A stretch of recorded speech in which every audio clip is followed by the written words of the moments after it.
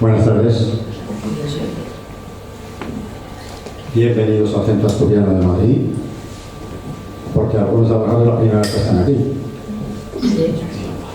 Hay otros que suelen estar todos los días, pero algunos digo, bueno, ante mi general, ya me he puesto firme y les he saludado, que es la primera vez que está aquí seguramente. Sí, aquí arriba. Aquí hay otro más general todavía. Bueno, a él le conozco. A él le conozco. ¿Lo conoces? Nos hemos visto en alguna parte. Eso se puede. Nos hemos visto en alguna parte. Bueno, el Centro Asturiano, donde estamos, es la entidad regional de España, de toda España, más antigua. Es la decana. El próximo día 2 cumplirá 143 años. O sea, que tiene un recorrido largo, muy largo. Y bueno, intentamos, a pesar de los años, que sea una casa joven. Y de hecho tenemos muchas actividades. Dicen los estadistas, que son los que saben de estas cosas, que es la entidad privada que más actos organiza al cabo del año. Yo no me atrevo a decir tanto, lo que sí sé es que es raro el día que aquí no haya acto. Bueno, antes de ayer no lo hubo porque hubo problemas de salud, la persona que tenía que venir. No siendo por esas cosas, aquí hay esto prácticamente todos los días. Bueno, pues nada, esta es una casa abierta, de hecho la puerta está abierta para que entren todas las personas de buena fe, las que están interesadas en algo cultural, algún acto cultural. Bueno, también los eruditos, pero vamos, siempre gente que quiera pasárselo bien. Es una casa abierta para eso, para esas cosas. Y bueno, pues hoy tenemos un acto de altos vuelos. Nunca mejor dicho. No sé si saldremos volando, pero pues sí, un acto de altos vuelos. Y me explico. Don Rafael de Madariaga Fernández, aquí a mi izquierda, a ver si me deja verlo. Presenta el libro 100 años de la aviación en Asturias, editado por Ridea. Ridea.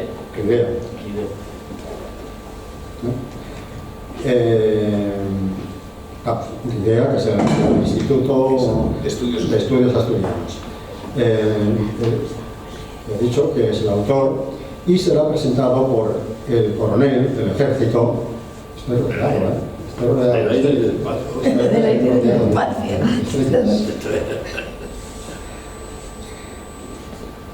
Del Ejército del Aire, don Adolfo Roldán, miembro del número del Consejo Asesor del SICCEA, Servicio Histórico y Cultural del Ejército del Aire, que es quien va a presentar, no sé cuántas cosas tendrá que decir, seguramente muchas, al autor del libro. Entonces, tiene la palabra. Muy bien. Muchas gracias.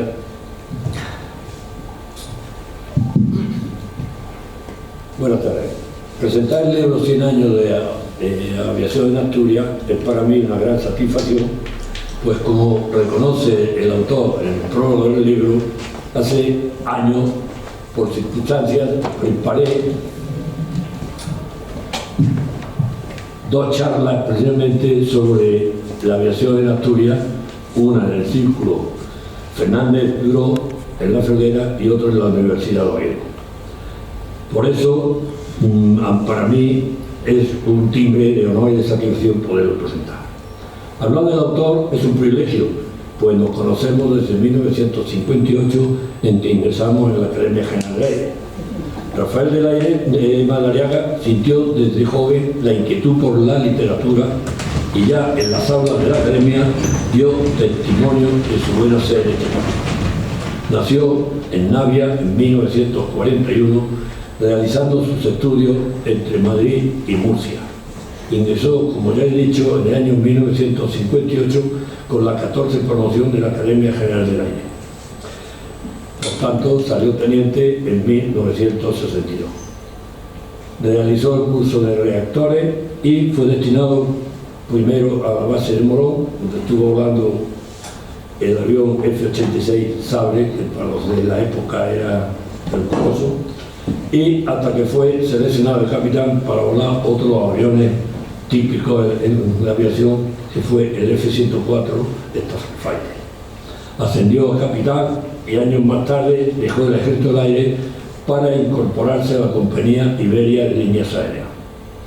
En esta empresa tuvo la oportunidad de ser comandante de aviones todos de aquella época muy emblemáticos: el Douglas DC-9, el Boeing 727, el 757 y el Airbus 340, donde le correspondió, culminó su carrera como aviador, jubilarse. Ha sido en la compañía inspector de flota, subdirector de instrucción, director de la Escuela de Iberia, y su buena sede en esta compañía hizo que le dieran la oportunidad de ir, lo que llamaríamos director de operaciones, a la compañía Aeroperú con sede en Lima. Estando destinado en Torrejón, decidió dar rienda suelta a su segunda vocación, la literatura. Para ello, se matriculó en la Escuela Oficial de Periodismo, donde se licenció como periodista. Al crearse el Servicio Histórico y Cultural del Ejército del Aire, Madariaga, recién creado el servicio, se incorporó como asesor y empezó a colaborar en la revista que desde entonces realiza el servicio, Aeroplano, en donde tiene multitud de artículos escritos. Como periodista y escritor ha publicado más de 50 artículos y más de 10 libros sobre temas de aviación. Es académico de la Academia de las Ciencias y Artes Militares, miembro del número del Consejo Asesor del Servicio Histórico y Cultural del Ejército del Aire y del Espacio, y miembro correspondiente del Real Instituto de Estudios Asturianos. Decía Oscar Wilde que no existen más que dos reglas para escribir: tener algo que decir y decirlo. Esta máxima es la que ha aplicado Madariaga, pues tenía algo que decir y lo ha dicho. Madariaga dividió su libro en 10 capítulos. En el primero aborda los inicios de la aeronáutica en el Principado, relata las primeras experiencias aeronáuticas realizadas, las exhibiciones de los primeros aviadores en dichas tierras y los pioneros aviadores asturianos. Un segundo capítulo relata el nacimiento de la aviación militar española, su desarrollo y su internacionalización con los grandes vuelos que realizaron tanto a Argentina, a Manila, Filipinas y a la Guinea, a Santa Isabel. Asimismo, en este mismo capítulo también escribe sobre el nacimiento de las primeras líneas aéreas que fueron a Asturias. Un capítulo importante de la aviación en Asturias es la época de la Revolución del Principado y ocupa las páginas del tercer capítulo del libro. Rafael relata con todo detalle la participación de la aviación militar y naval en dichas operaciones de represión que se llevaron a cabo en la revolución que iniciaron los mineros de la zona. También las misiones que realizaron los autogiros de la aeronáutica naval y las operaciones que las fuerzas de tierra realizaron en colaboración con la aviación y que consiguieron definitivamente el apaciguamiento de la revolución. Los capítulos cuarto y quinto lo dedican a narrar las operaciones aéreas que se desarrollaron al comienzo de la guerra de 1936-39. Inicia su narrativa manifestando que hasta octubre de 1936 el aeródromo de Navia no estuvo operativo. Era trascendental poner en servicio este campo de Jarrio para evitar que los aviones operaran desde el aeródromo de León, pues en los aviones de aquella época el traspasar las cordilleras que separan León de la cornisa cantábrica le era bastante complicado.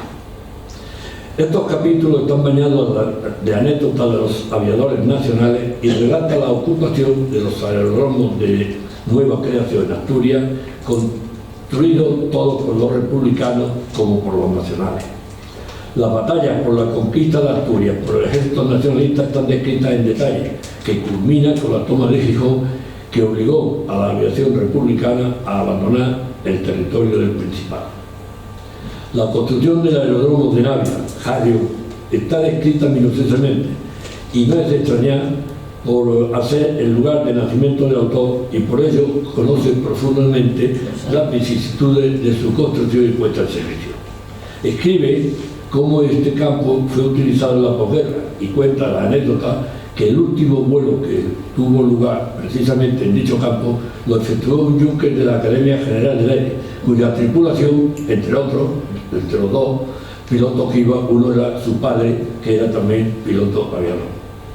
Nos cuenta Rafael en el sexto capítulo que al finalizar la contienda de 1936, el Ministerio del Aire decidió que se pudiera realizar el vuelo sin motor a mayor escala de lo que se venía haciendo.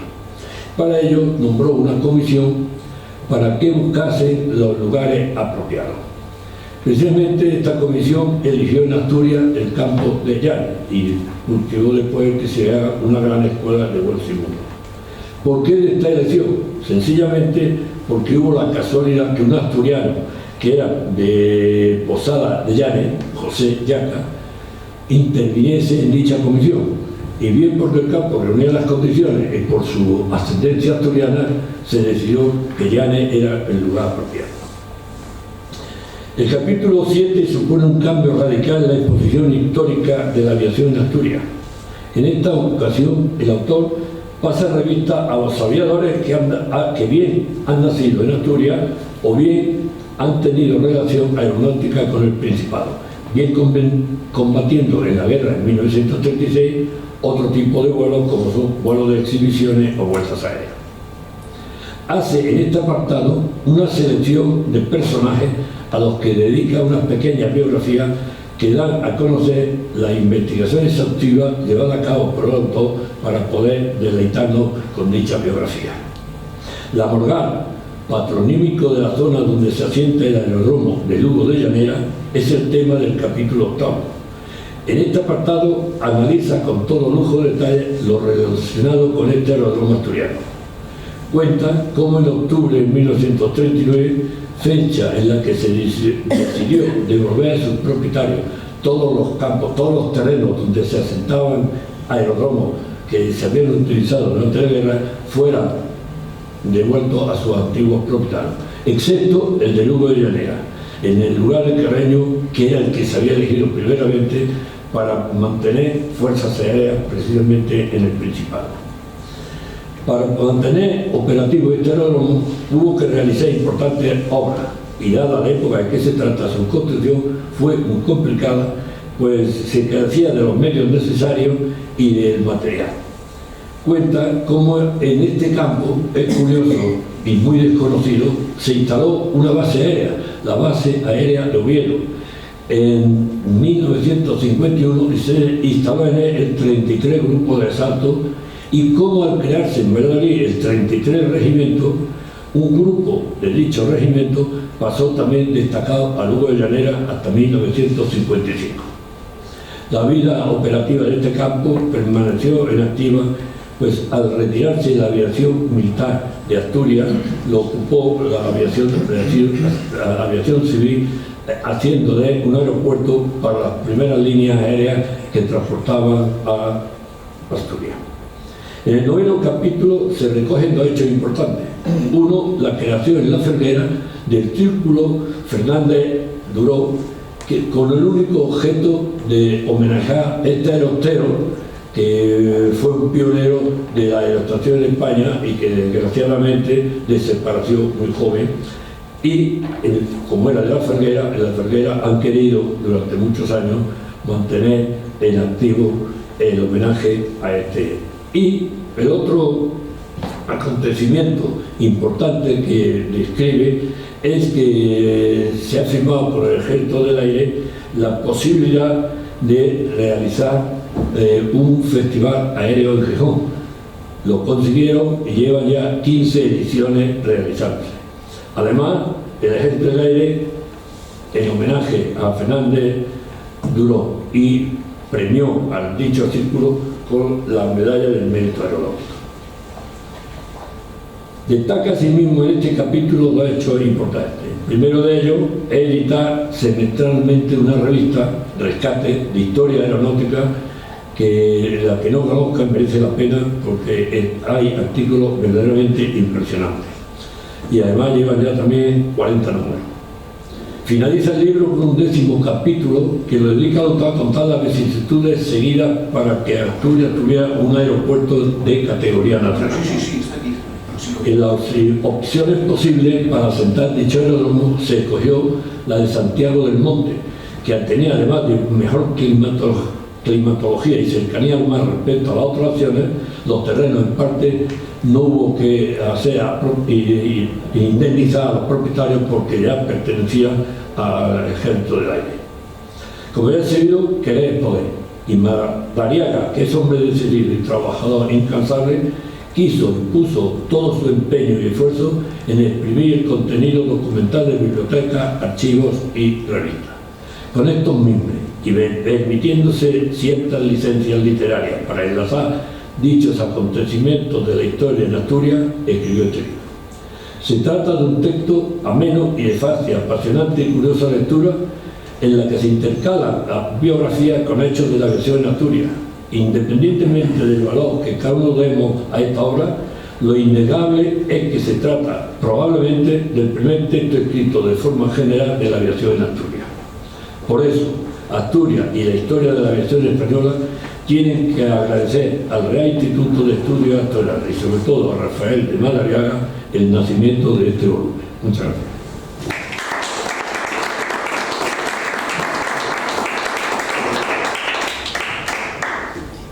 Bueno, pues el autor tiene la palabra. ¿Funciona esto? Sí. ¿Me oyen? ¿Me oyen? Sí. Buenas tardes a todos, muchísimas gracias. Mi general, muchas gracias por venir. Y Jorge, mi otro general, también muchas gracias. Y a toda la gente que habéis venido, os habéis tomado la molestia de venir.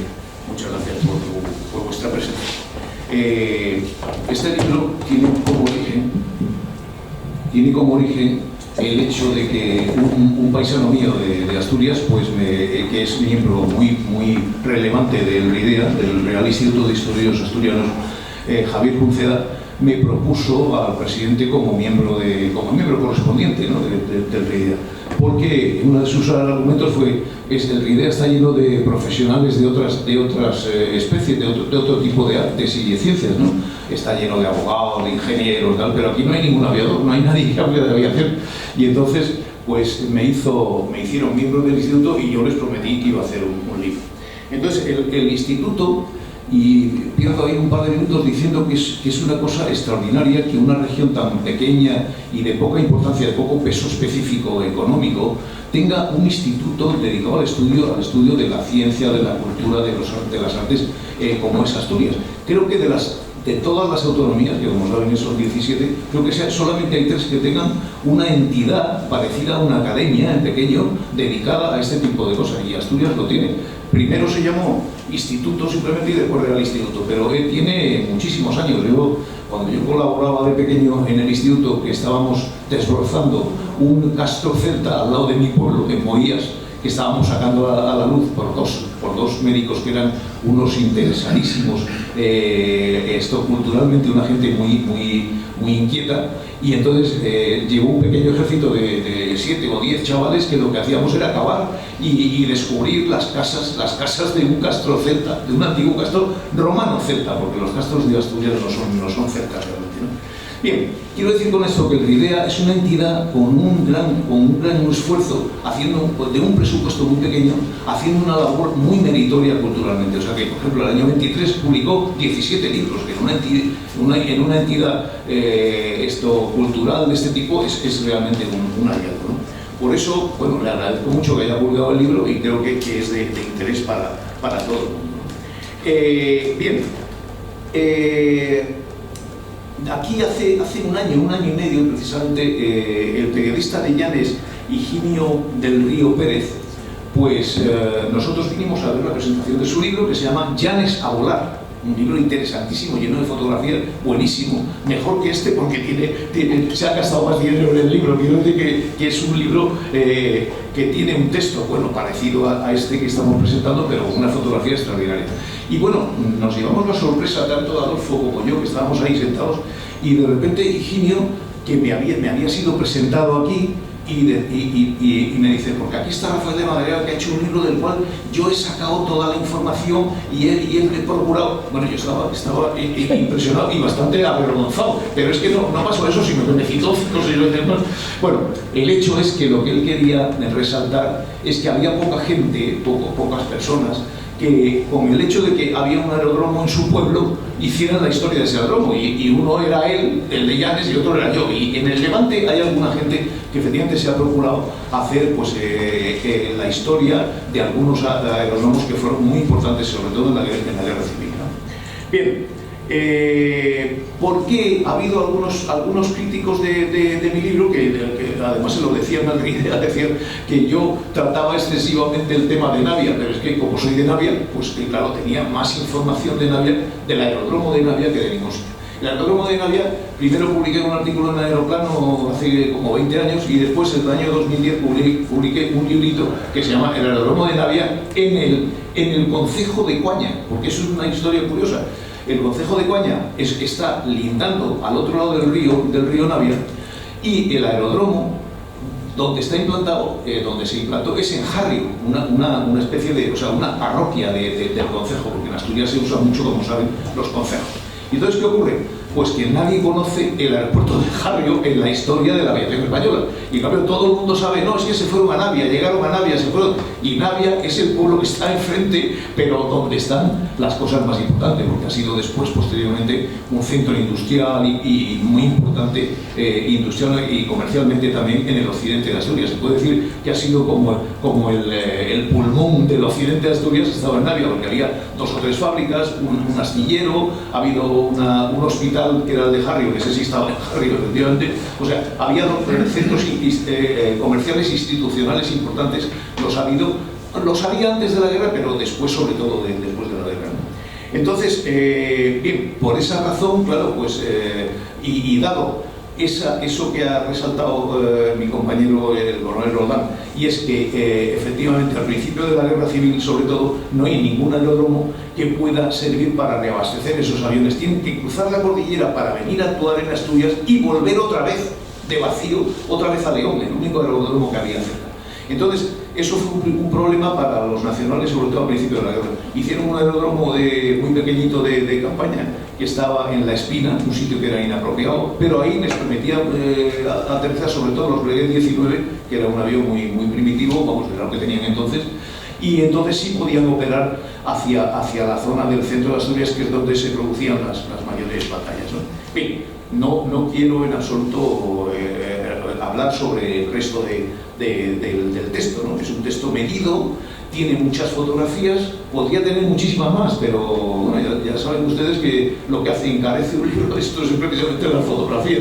O sea que veo que no ha venido la gente que tenía que haber traído los libros para que ustedes pudieran adquirir un libro, que eso es una pena, porque eso para la idea sobre todo le vendría muy bien. Hay un capítulo, el capítulo 7, que es particularmente interesante para mí, porque me ha permitido poner con sus nombres y apellidos a esa gente de aviadores. ¿Por qué hay aviadores en Asturias? Si es un sitio que es muy malo para aterrizar y para despegar, con los aviones antiguos más todavía. ¿Por qué? A mí me da la impresión de que la gente, mirando a las montañas tan altas que tenemos en Asturias y tan preciosas, al lado de las montañas está el cielo, ¿no? Y entonces la gente mira mucho al cielo, eso es verdad. Pero el hecho es que personas, hombres y mujeres, que han tenido vocación de volar, en Asturias hay muchísimos. O sea, es una cosa un poco parcial o un poco extraña, ¿no? Bien, el hecho es que a mí me ha parecido interesante en un capítulo nombrar por nombres y apellidos a algunos personajes. Creo que los que yo he puesto ahí son como 50, una de ellos son muchos, una pequeña biografía solamente, y por supuesto que hay muchos más que no me han ido saliendo cuando estaba imprimiendo ese libro, y iba añadiendo algunos, ¿no? Pero sería interesante tener más, porque los ha habido en el Ejército del Aire. Pilotos y observadores y mecánicos en la guerra de Marruecos, o sea, en la guerra, especialmente en la guerra del 21 al 26, que fue cuando fue más álgido el periodo, ¿no?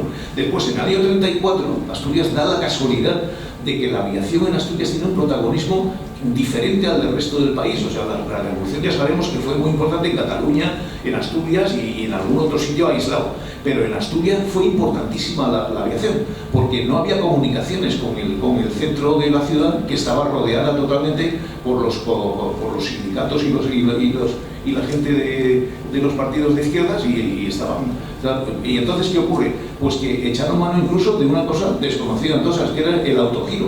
O sea, los dos primeros autogiros que tuvo la entidad militar en España fueron los de la aeronáutica naval. Y entonces los mandaron a los dos ahí porque era la única forma de poder llevar a una persona, además del piloto, llevarlo de un sitio a otro. O sea, que algunos de los que estuvieron en la Revolución de Asturias, como por ejemplo, no sé si creo que fue Yahweh, que ya estaba en la Legión, o a lo mejor el general este que después fue el que conquistó todo, que era el más famoso. Bien, entonces todas esas personas, algunos como observadores y otros porque eran jefes, los trasladó el helicóptero, salían de un campo al lado de Gijón en la costa y iban hasta lo más cerca posible de Oviedo y ahí aterrizaban, porque el autogiro aterrizaba prácticamente vertical, o sea, no necesitaba ninguna pista y actuó muy bien. Y después, el aeródromo de León, pues todos sus efectivos lo que hacían era actuar en el frente de Oviedo, esos días que dura la revolución, que realmente son muy pocos, es una semana, 10 días, ¿no? hasta el final del octubre del año 34. ¿no? Hay una anécdota ahí que yo la cuento porque probablemente sea a lo mejor desconocida. El jefe del aeródromo de León en ese momento era primo hermano del después general Franco. Era primo suyo, se llamaba de la Puente Bahamonde. Bien, a este hombre le mandaron de Madrid un jefe, un coronel, Enrique Ángel Pastor, y lo destituyeron y posteriormente hicieron un consejo de guerra. ¿Por qué?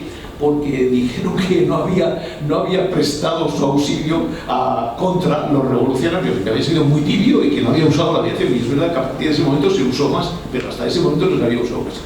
Bien, la historia de este hombre después es mala porque en la guerra civil, los primeros días de la guerra, lo conquistaron en Tetuán y él estaba allí. Y dicen las malas lenguas que le consultaron todavía no era jefe del Estado, pero bueno, era un general importantísimo a la cabeza del movimiento insurreccional, y dicen que le consultaron, que tenían allí un prisionero y que parecía que era primo hermano suyo, que es verdad que lo era, ¿no? Y que, bueno, ¿qué hacían? Supongo que Buruaga, que es el que mandaba inicialmente las tropas en el norte de África, pues diría, vaya problema que tenemos, ahora qué hacemos.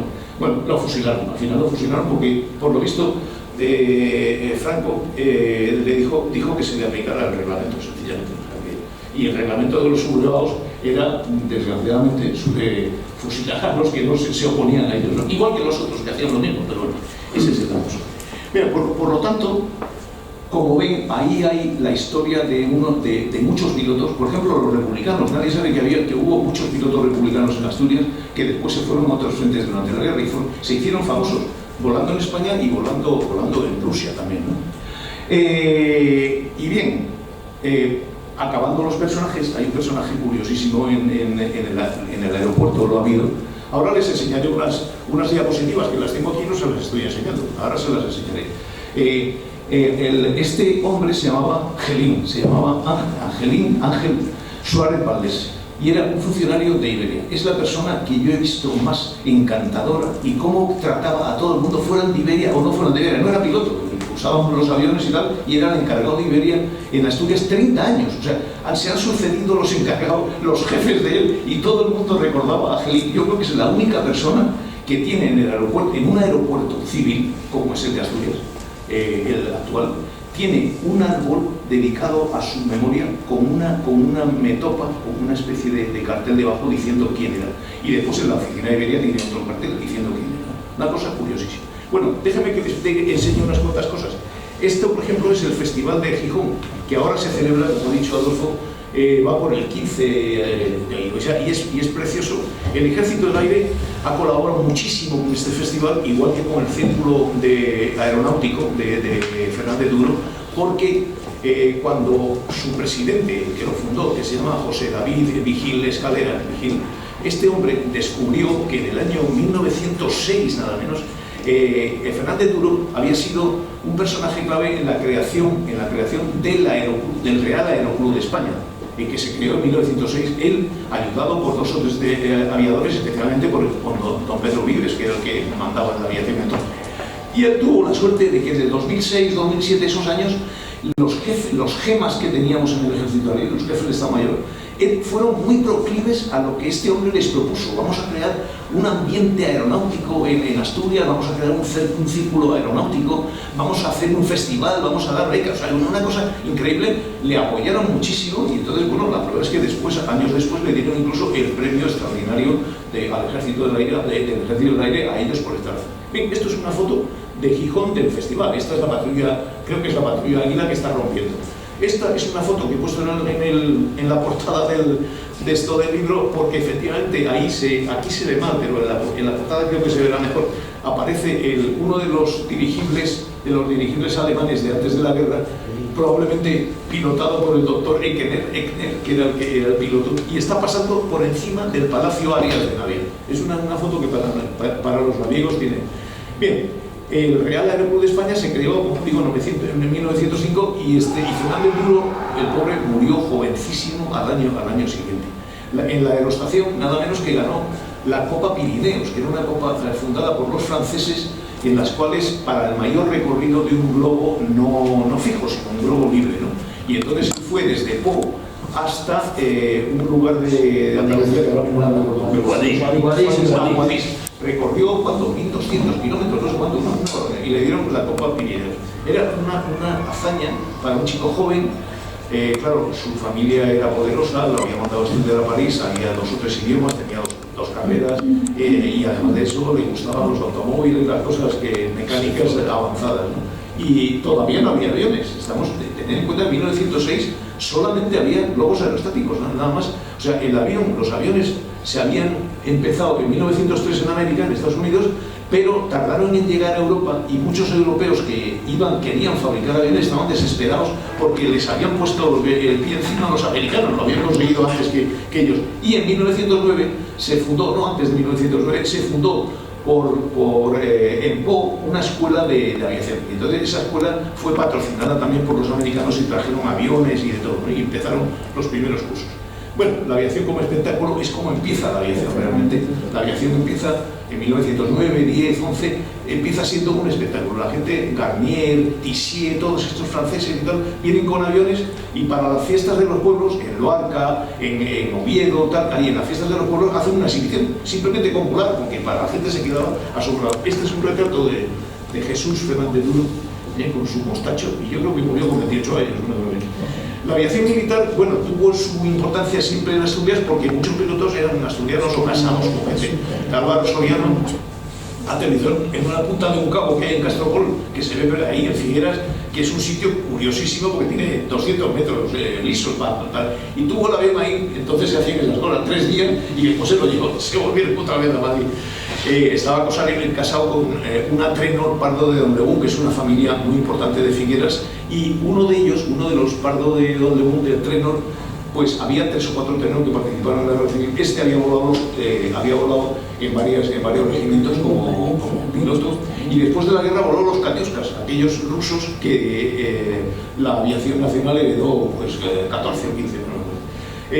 Entre los mandos hacia 1931 había un Menéndez, que no me acuerdo cómo era su nombre porque había varios, y había un Álvarez Huilla muy importante, Arturo, que era republicano y lo había mandado a mandar una de las cosas, era el protectorado de Marruecos.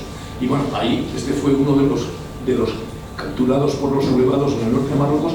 A él tardaron varios meses en ajusticiarlo, pero los demás, por ejemplo, pues uno que era, los capitanes, tenientes, alféreces que eran opuestos como Leret o como de Reina, todos estos fueron fusilados en Tetuán a los pocos días, o se los llevaron al Hacho en Ceuta y ahí los sacaban desgraciadamente los falangistas y los fusilaban. Ya sabemos que esas cosas pasaban en la guerra. Los 2 autogiros La Cierva de la Aeronáutica Naval estaban en Gijón y trasladaron a jefes militares hasta Estados Unidos. Enrique de la Puente Bamonte ya he dicho su historia, que es bastante desconocida.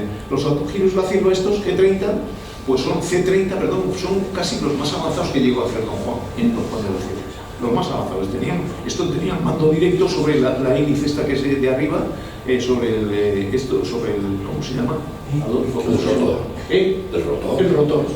Lo digo porque es que tiene solamente 5 o 10.000 horas de helicópteros, o sea que por eso de este tema sabe muchísimo.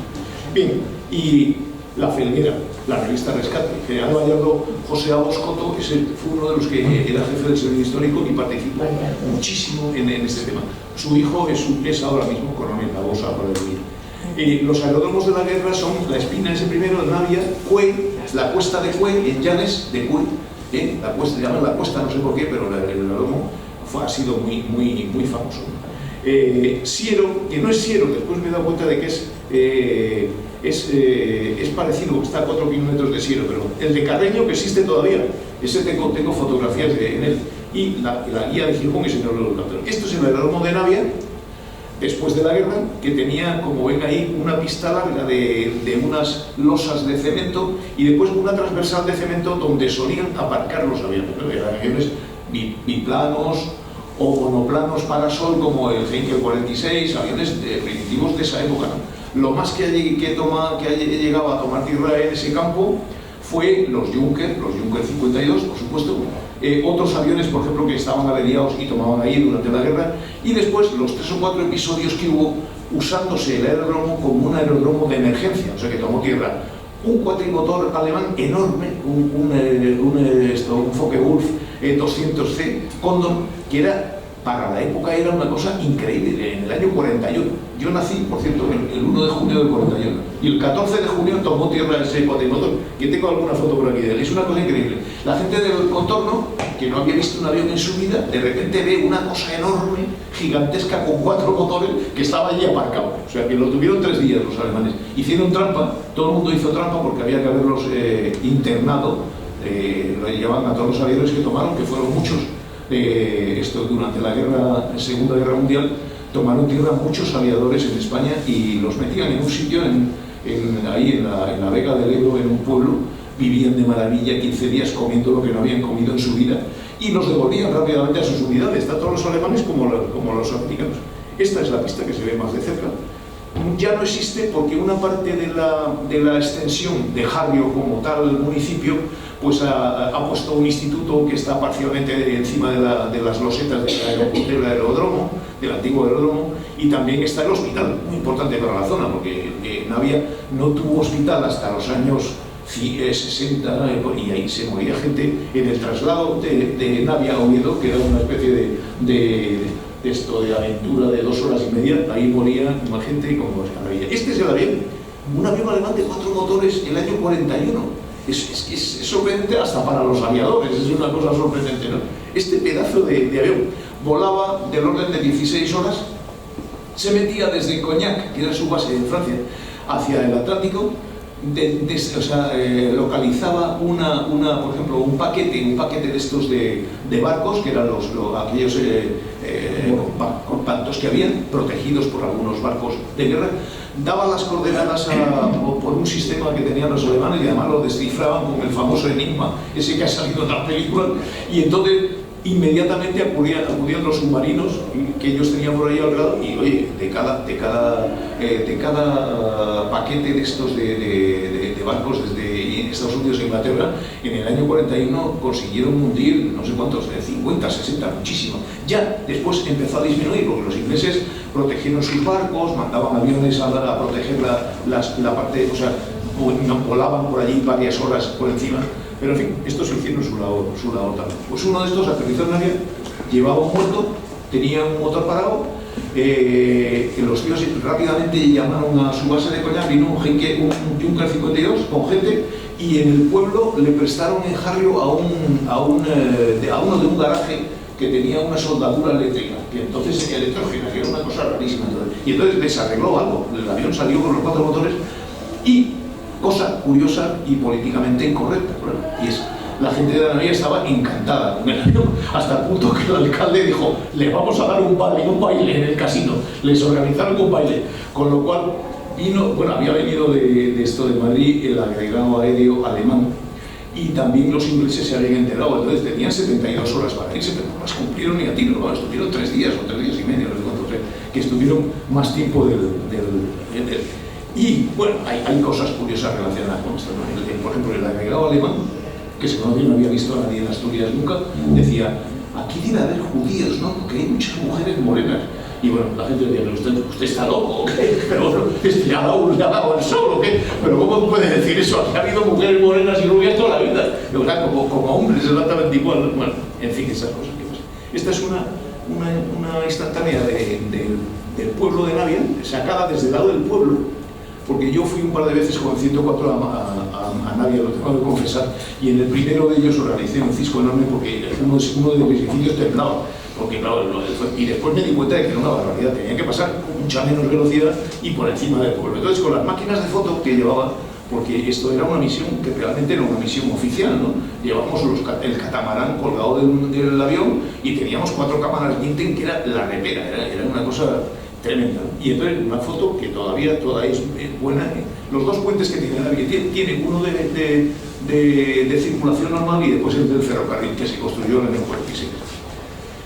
Bueno, esto también hubo algunos hidros, pero estos hidros pequeñitos, los Agoya 62, pues eran realmente, tenían una ametralladora y los usaban sobre todo para observación, ¿no? Y alguno de ellos estuvo en Navia. Esto es el río, la ría, la parte occidental de la ría, y ahí está uno de estos 62 que lo usaban para esto. Venían normalmente, estaban más en Ribadeo y venían de Ferrol, claro, de la base de Ferrol.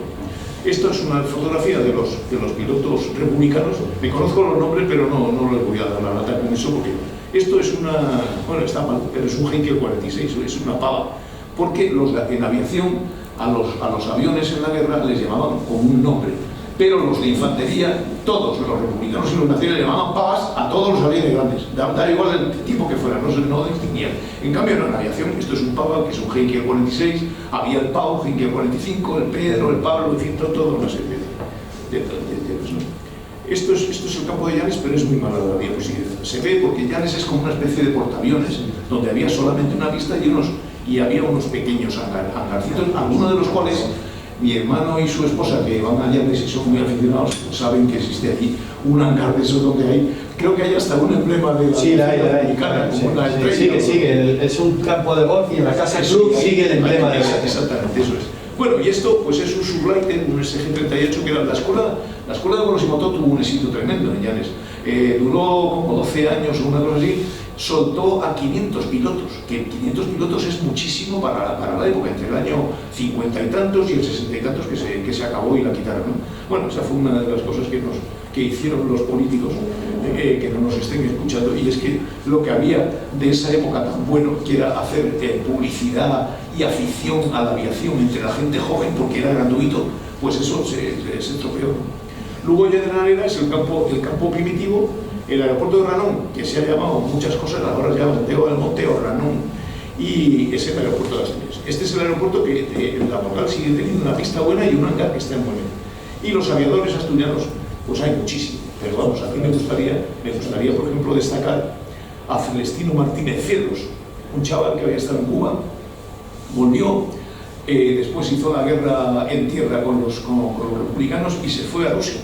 Se casó con una de las intérpretes, con la intérprete esta que tenían los pilotos republicanos que iban a Azerbaiyán a hacer el curso de pilotos, y este hombre murió volando un IL-2, un Stormovic, sobre el lago Balatón, ametrallando una columna de carros de combate alemana. Le dieron, no tenía posibilidad de saltar ni de hacer nada, y se estrelló contra la columna, se llevó 2 o 3 tanques por delante, o sea, se suicidó realmente. Y bueno, las fincas nacionales han sido muy famosos porque eran pilotos de Iberia. Los Arango López, los Yaca, que están en otra página de estas, han sido muy famosos, pero muy desgraciados, porque tuvieron José Yaca murió en un accidente en un avión pequeñito, en un avión inglés, que era de una compañía pequeña, la Cana, y después el otro, Daniel, en un accidente, en un concurso, unos premios que hubo de vuelos y motor en 4 vientos. Pero hay muchos, no hay muchos. Los trenos, parte de un alcalde ¿cómo se llama?, de Castropol, y después los del Ejército del Aire, pero que todavía estaban en la escuela superior del aire, como Hermenegildo Menéndez, más llamado Paco el Minero, los Arango, el coronel Rodríguez Arango, todos. Esto es una foto de eso. El primer avión que fue a Ranón fue este, que era un avión Bristol inglés, de estos que abría una compuerta y se metía dentro de un coche. Ese, el Bristol. Y bien, y esto es una escena del aeropuerto normal de hace pocos años. Bueno, y nada más. Muchísimas gracias. ¿Hay alguna pregunta? Sí, eso iba a...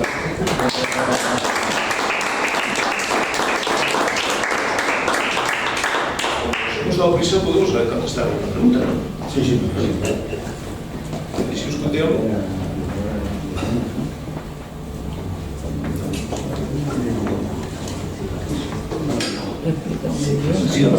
Siento mucho que no. Sí. No, siento muchísimo que no haya venido y le avisamos a la distribuidora de Lidia que viniera con los libros que tienen que tener una excusa y no venir.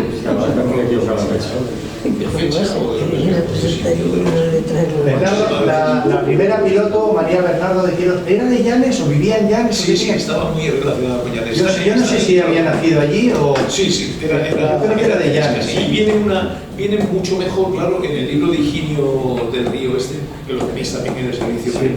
Y entonces viene una historia completa. A ella le llamaban Esa. Eka, sí. Y entonces Eka era una aristócrata de una familia estupenda, condesa de no sé qué, marquesa de no sé cuánto.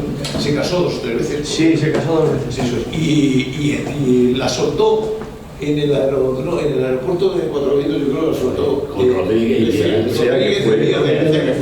que fue su novio. Tuvieron un romance de muchos años. Fue muy famoso el novio. Bueno, pues nada más. Muchísimas gracias. El Hugo de Llanera fue donde el Papa estuvo. También es una historia. 100.000 personas se reunieron en el Hugo de Llanera. Muy bien. Lo bueno si breve. Exactamente. De acuerdo, pues nada, gracias por haber venido al Centro Asturiano y que no sea la última vez. Muy bien, gracias.